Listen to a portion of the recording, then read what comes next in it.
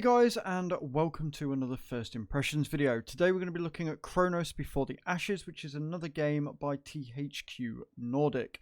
I have covered one of their games before. I will leave a link in the top right hand corner now, which was for, of course, Spellforce the Fallen Gods. This game is a little bit different. It's still very heavily in the RPG genre though. It's just not a top-down real-time strategy. It's more like a much easier Souls-esque style game. The graphics are kind of quaint. I like them. There is a slight graphical issue where there is tearing on the screen every now and again, but it's more like a slight mild annoyance than anything major. But we're going to have a look at the options, and then we're going to jump into the game and see what it's all about. Spoiler alert, I'm a big fan of this. I can see me playing this all night long. So here we are in the options.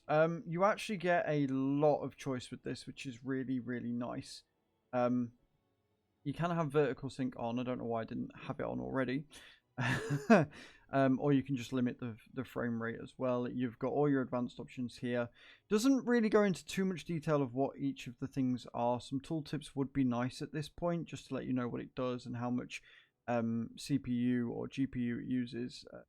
A lot of newer games are coming up with a VRAM usage somewhere, especially when there's a lot of blank space here that you could probably make use of.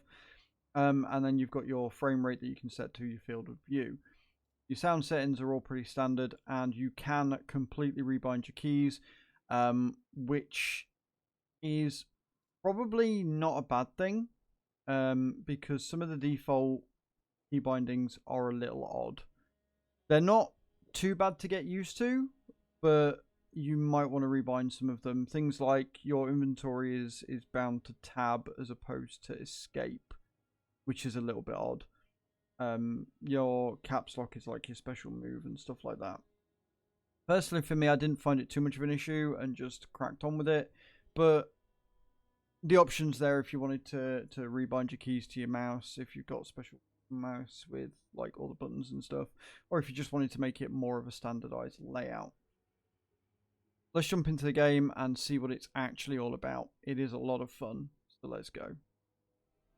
Alright then, we are still fairly early in this game, and I'm going to try and avoid spoilers as much as possible. As you can tell, I'm not doing too hot. My life force or health is pretty much next to non-existent. I don't have a what's known as a dragon's heart to help restore my health.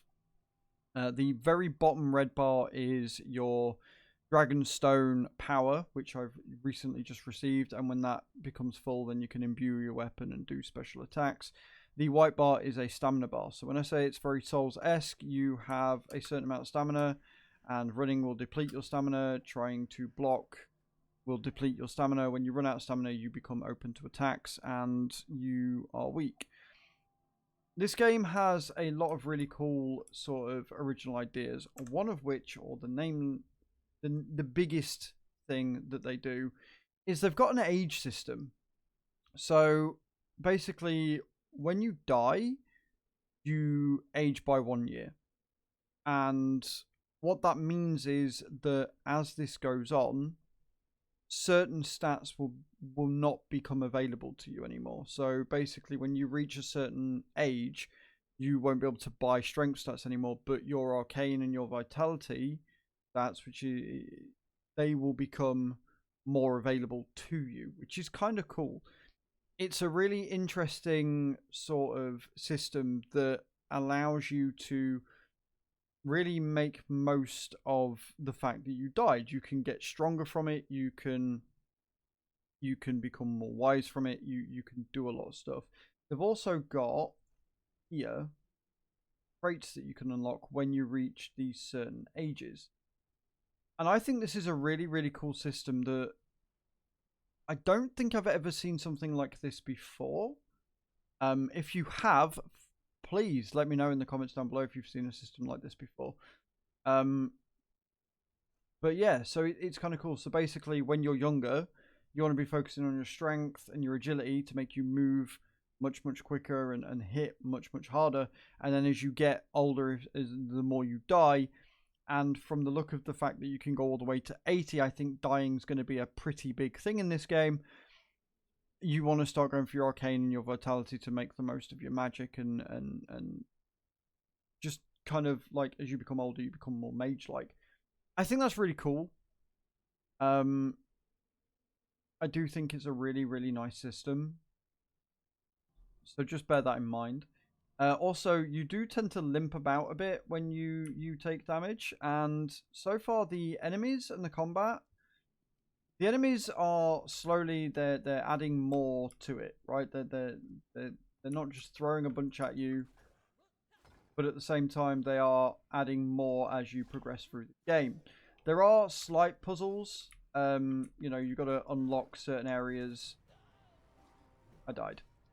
You got to unlock certain areas by doing little puzzles and working out where you've got to go and stuff. The other thing I would say is that load times in this aren't actually that bad. It doesn't tend to take you long to load into stuff. Also, you get knocked over whenever you come back. Every 10 years, starting at age 20, your character unlocks a new trait. The nature of these traits changes as you age, so choose wisely. Right, okay. So, again, going from earlier to later, you want to be going for strength, youthful vigor, and hardened wisdom. Wisdom, I don't think is going to be useful for us right now. I'm going to go for brute strength. This is generally what I do in most RPGs. I go strength and just hit enemies in the face. But I do like the fact they give you that sort of choice. Now, when you die, you get your health items back, your dragon hearts, which is kind of cool. And the stones are basically, again, comparing it to Dark Souls, they are your campfires, right? That's basically what they are. But this game has a really interesting sort of got an interesting kind of holy crap take on a story, which is basically that you've got two worlds essentially. So far from what I've seen, I don't know if they're going to add more. Can't steal move. This is a graphical issue, and I'm going to die if I'm not careful. Right, that wasn't cool. That's something that they probably should look at. I couldn't see or move my camera in any way. But yeah, so they've got this weird sort of like world thing that you can teleport to from the stones. Where you've got one that's a very post-apocalyptic sort of era where you've got remnants of an old technology, or, you know, they talk about steel structures and tens of thousands of people. And then you've got this world, which is much more your traditional RPG style. And from the look of it, something went wrong, and the dragons from this era and the beasties from this era went to your era and just fucked shit up. So yeah, like, I was a fan of Spellforce. I'm fast becoming a big fanboy of THQ Nordic.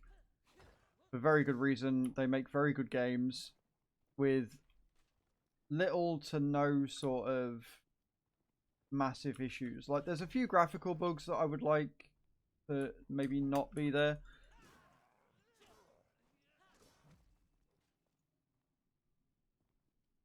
So the trick is to try and get behind him, or at least hit him like that when he's let his guard down. Also, when you level up, you do gain full health back, which is nice.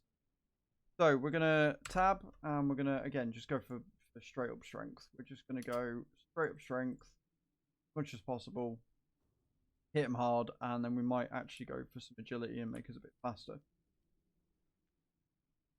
But this is the game. It's alright, I'm not going to go there because that looks like a boss. And again, I don't really want to give you guys spoilers. So, but this is the game. It runs smooth. I've certainly had no issues with how it handles. You've got loot that you can pick up. You've got puzzles to fix. You've got a rather pretty world. It is rather breathtaking how good it looks. There's a slight texture issue, I'd say, where some of the textures don't look fantastic. But on the whole, it's a pretty good game. This is released tomorrow, as of recording this video, December 1st, which means it will be on Steam. Feel free to check it out. And let me know what you think. Let me know if you've played any other THQ games. Let me know if you are a fan of them or this game genre in particular. And don't forget to like and subscribe to my channel to get more game reviews and content. Thank you very much for watching, guys. I hope to see you all next time. Ciao, ciao.